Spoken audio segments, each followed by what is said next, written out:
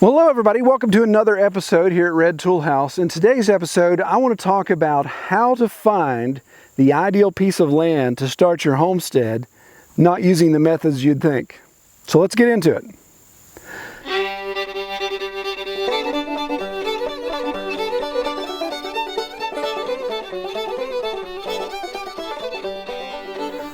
All right, so let me explain what I just said there in the intro. If you want to homestead, but you haven't found that perfect piece of land yet, maybe you're renting land from somebody and you're dabbling in homesteading, maybe you're still hanging out in an apartment, maybe you're living downtown, but you know you want to get out. You're just trying to find that perfect piece of land, but you're not flush with cash. You don't have the tons of money. Your pockets aren't bulging with money, of course, to go buy land. Whose are anymore? Land obviously has gotten really expensive.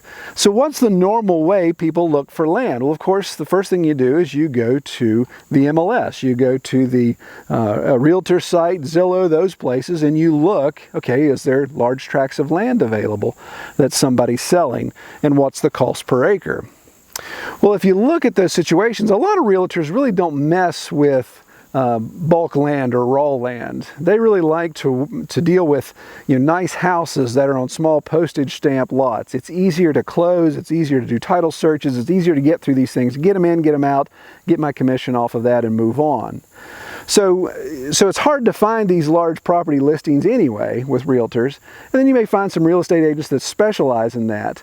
But even if you do find some specialization realtors that handle vacant land or larger tracts of land with maybe a dwelling or no dwelling on it, what are you going to end up with? Well, you end up with the fact that they know property value, they know estimates, and of course they are representing the seller. You are the buyer, they're representing the seller, so they want to make sure the seller gets the maximum dollar out of that. So of course it can cover the cost of commission, and the more I sell it for, if I'm the realtor, the more commission I'm going to get because it's percentage based.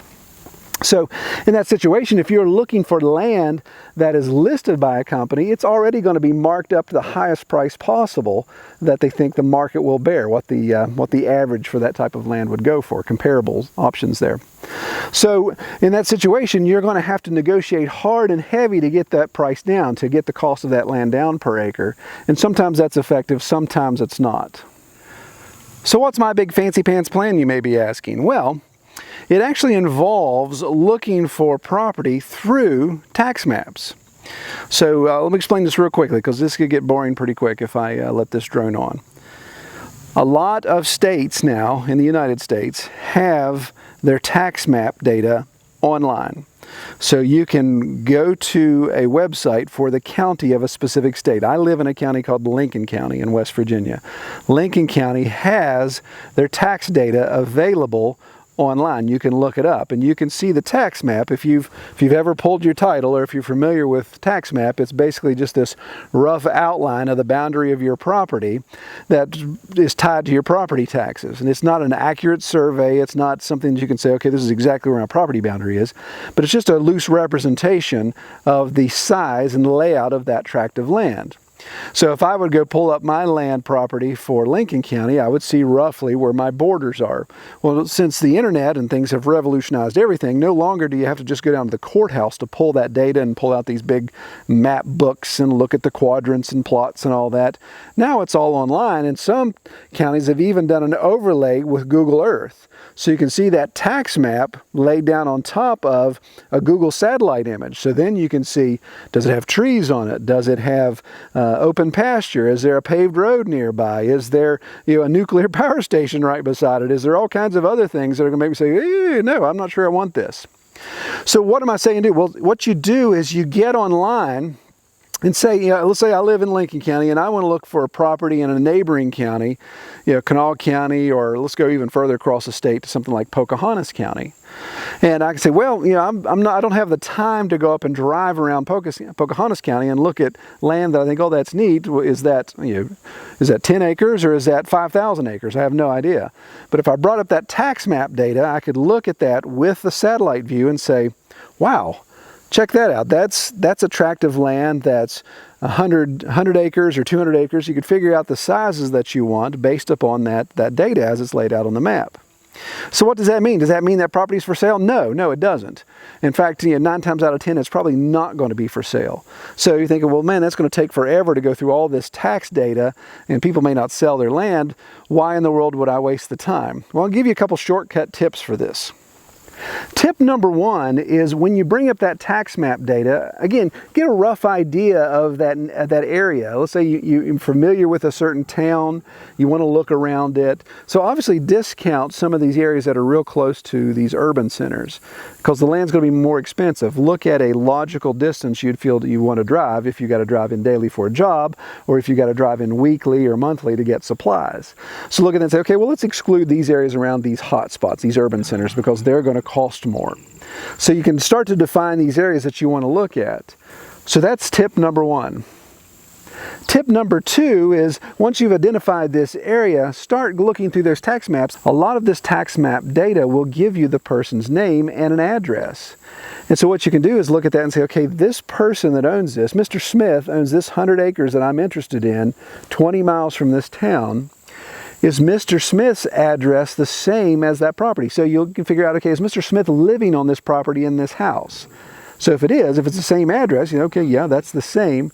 Then you think, well, okay, the chances of Mr. Smith going to sell that are probably lower. But what I encourage you to look for is to look for Mr. Smith if he's an absentee landowner.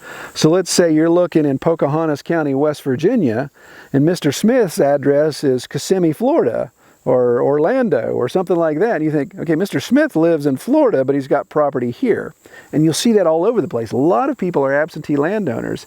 So you think, well, Mr. Smith probably doesn't come up to his property in Pocahontas County very often. He's probably down in Florida where he's retired or he lives or whatever. So that is a pretty good flag to say, okay, Mr. Smith isn't there. There's maybe a chance that he's just bored with the property, inherited it, he's sick of paying property tax on it. He didn't even know what he has. Maybe he's ready to wash his hands of it. So tip number 3 then is, so using our same scenario there, Mr. Smith that lives in Orlando and he has property up here in West Virginia, take Mr. Smith's address down and handwrite him a letter. And I stress handwriting simply because that gets people to open it up. If they see an envelope that's got just a printed label on it and it's just a white envelope, they think this is just another piece of junk mail and they're going to toss it. But if they see a handwritten address, Mr. Smith, 123 Main Street, Orlando, Florida, and it's handwritten, it's got a stamp, and it's got your handwritten return address on it, then there's a chance Mr. Smith's going to open that a lot sooner than he'd open something that's machine addressed. Tip number 4 is in that letter, don't just say, hey, Mr. Smith, I was snooping on tax data and realized you don't live on this land. You need to sell it to me. Obviously, you're going to get more flies with honey than you are with vinegar. What you can do in that letter is just simply say, hey, here's what I plan to do with it. If you would be willing to sell this property, I would like to buy it from you, and I'm going to homestead on it. I want to do this. I want to improve the land. I want to do all the things that you want to do that are positives to that property. And maybe Mr. Smith says, yeah, that was my grandfather's property, and I've really been thinking about selling it, but I just hate to see anybody get it and develop it into whatever. And I think, wow, this person's taking the time to handwrite me a letter and ask me if I want to sell my property. And they're also telling me what they plan to do with it. And I think that's in line with what my family would have wanted, my grandpa would have wanted. So yeah, I'm going to reach back out to this person. So you may be thinking, Troy, that's really a long shot. How many letters am I going to have to write before somebody even returns my message, gives me a call or sends me an email and tells me to go fly a kite, much less even hear from anybody?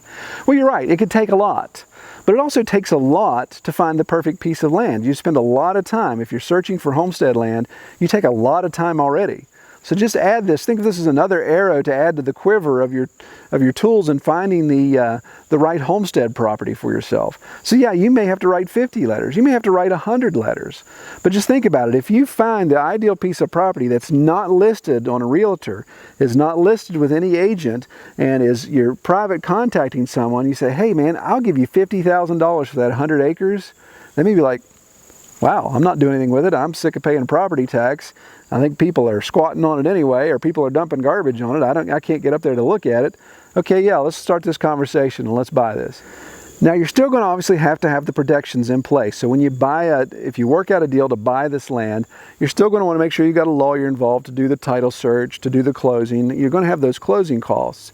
But you could really offset a lot of expense if the property hasn't been listed at the highest possible evaluation, nor is a realtor involved where commission and those things have to change hands. So you may be able to work out a deal person to person, and then only hire lawyers and those things to get involved during closing, to do the title search, to do the inspections, all the things that you want to do to safeguard yourself.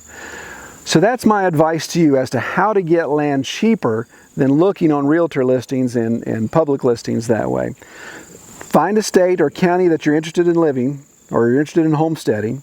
See if they have that data available online. Some services may even charge you, a one-time fee to get access to it. Determine if that's worth paying that fee. But being able to look at that data online with satellite overlay to see exactly what it is, get their address information, be able to reach out to them, is a very handy way to make contact with people that may not even be considering selling their property until you prompt them. The land I'm standing on now, the 100 acres that we bought for $55,000, and then we sold $35,000 worth of timber off of. Go back to episode 22 and you'll see, you'll hear our story as to how we explain the process we went through. But this property was not listed. It was not on the market. It was not advertised. We just drove around and found it. And then I started doing research about this land and realized, okay, this land's in pretty bad shape. Nobody's living on it. I bet you somebody wants to get rid of it if they could turn it into cash. So we were able to find the person that owned it, reached out to them, and worked out a deal. No real estate agent involved. So I didn't have to pay any commissions. I didn't have to pay an exorbitant amount for the property.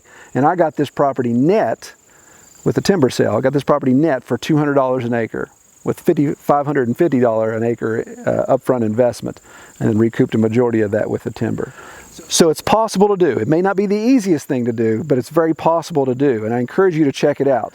Just get access to the internet and start looking around. Good luck.